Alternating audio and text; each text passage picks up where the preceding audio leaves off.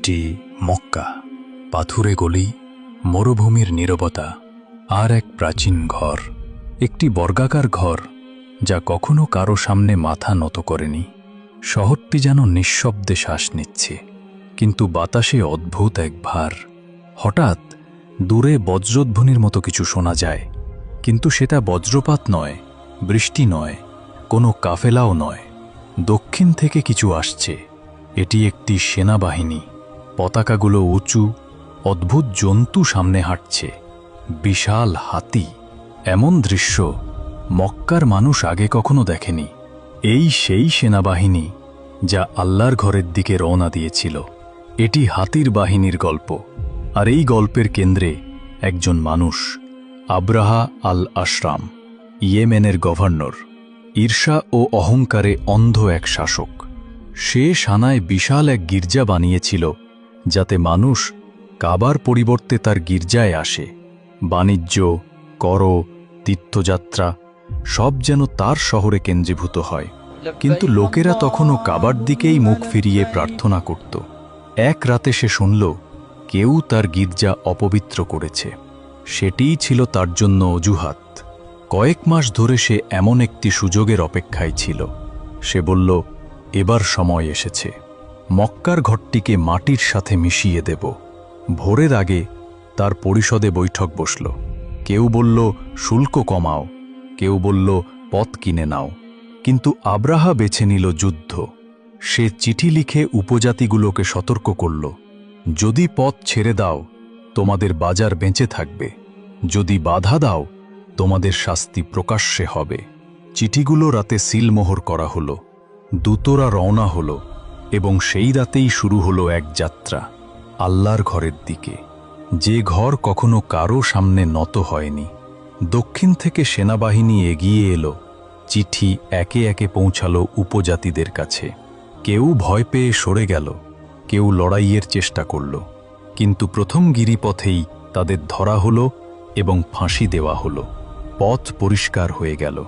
অবশেষে খবর পৌঁছালো মক্কায়।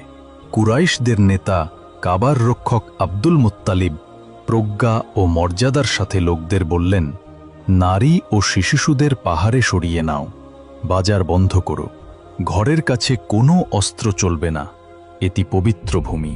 মক্কার মানুষ একত্র হল কাবার প্রাঙ্গণে। তাদের চোখে ভয়, কিন্তু ঠোঁটে প্রার্থনা, ইয়া আল্লাহ, এই ঘরের রব, আপনার ঘরকে রক্ষা করুন। এদিকে সেনাবাহিনী উপত্যকার কাছে এসে থামল। তারা মক্কার চারণভূমি থেকে উট ও পশু দখল করল। তার মধ্যে ছিল আব্দুল মুত্তালিবের উটও। তিনি নিরস্ত্র অবস্থায় আব্রাহার শিবিরে গেলেন। আব্রাহা বলল, তুমি আমার কাছে তোমার কাবার জন্য কিছু বলছো না, অথচ উটের জন্য এসেছ? আব্দুল মুত্তালিব শান্তভাবে উত্তর দিলেন, আমি উটগুলোর মালিক। কাবার একজন রব আছেন, তিনি তার ঘর রক্ষা করবেন। আব্রাহা স্তব্ধ হয়ে গেল। তারপর বলল, তোমার উটগুলো ফিরিয়ে নাও, কিন্তু জেনে রাখো আমি কাবা ধ্বংস করব। রাত নেমে এলো। শহর নিঃশব্দ। কেউ লড়াইয়ে নামল না, কেউ অস্ত্র ধরল না। ভোর হল। সেনাবাহিনী সারি বেঁধে দাঁড়ালো। ঢাল উঁচু। অগ্রসর হওয়ার সংকেত দেওয়া হলো। সবচেয়ে বড় হাতি মাহমুদ উঠল, কিন্তু কাবার দিকে এক পাও বাড়াল না। তারা চাবুক মারল, ঘুরিয়ে দেখল।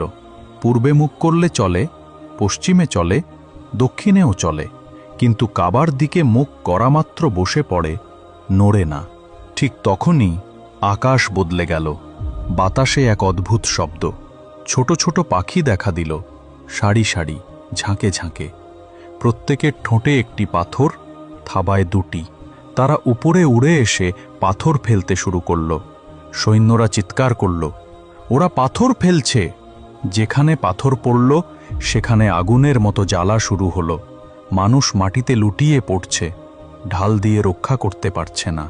কেউ ঘুরে পালাতে চাইল, কেউ দাঁড়িয়ে থাকতে চাইল, কিন্তু শক্তি হারিয়ে একে একে পড়ে গেল। মক্কা থেকে কেউ লড়াই করল না। আল্লাহর সাহায্য এমনভাবে নেমে এলো যা কোনো সেনাবাহিনী থামাতে পারত না।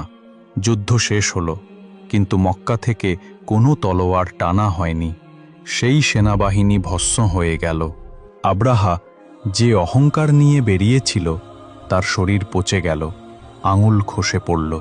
সে সানা পৌঁছানোর আগেই মৃত্যুবরণ করল, সেই ঘর থেকে বহু দূরে, যেটিকে ধ্বংস করার শপথ সে করেছিল।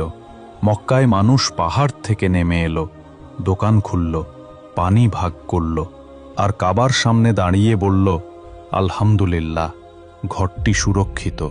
এবং সেই একই বছরে মক্কার আকাশের নিচে এক শিশু জন্ম নিল।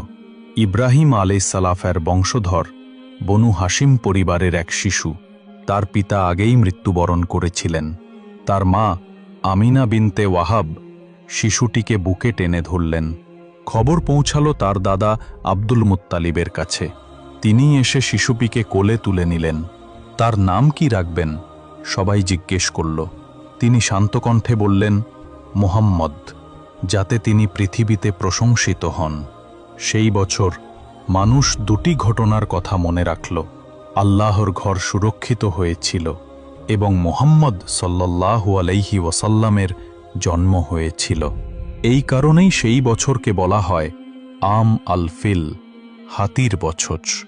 বছর গড়িয়ে গেল, আর যখন নবী মুহাম্মদ সাল্লাল্লাহু আলাইহি ওয়াসাল্লামের কাছে ওহী নাজিল হল, তখন আল্লাহ মানুষকে সেই গল্পের কথা আবার মনে করিয়ে দিলেন।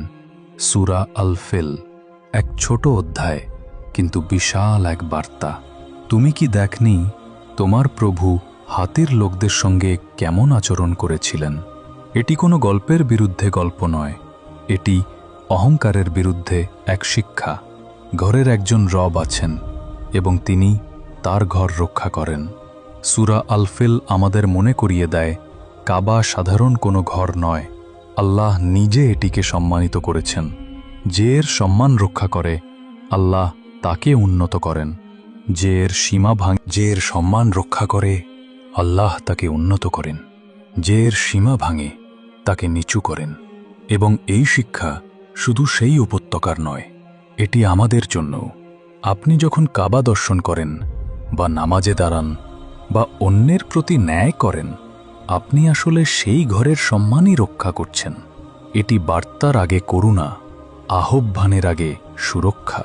আল্লাহ দেখিয়েছেন তিনি উপায়ের মুখাপেক্ষী নন। ছোট পাখি ও ছোট পাথর দিয়েই তিনি অহংকার ভেঙেছিলেন। তাই পরিকল্পনা করুন, কিন্তু পরিকল্পনার পূজা করবেন না। ভরসা রাখুন সেই রবের উপর, যিনি যেভাবে চান সেভাবেই ঘটান। এবং যদি এই গল্প থেকে আপনি শুধু একটি বাক্য মনে রাখেন, তাহলে মনে রাখুন আব্দুল মুত্তালিবের সেই কথা, যা তিনি আব্রাহার তাঁবুতে দাঁড়িয়ে বলেছিলেন, শান্ত কিন্তু দৃঢ় কণ্ঠে, আমি উটগুলোর মালিক, কাবার একজন রব আছেন। এই লাইনটি বলুন কোনো মিটিংয়ের আগে, কোনো পরীক্ষার আগে, রাগের মুহূর্তে। আপনার যা দায়িত্ব তা করুন, আর বাকিটা আল্লাহর হাতে ছেড়ে দিন। এটি কেবল ইতিহাস নয়, এটি একটি অনুস্মারক যে ঘরকে আল্লাহ রক্ষা করেছেন, সেই ঘরের রব আজও আমাদের রক্ষা করতে সক্ষম।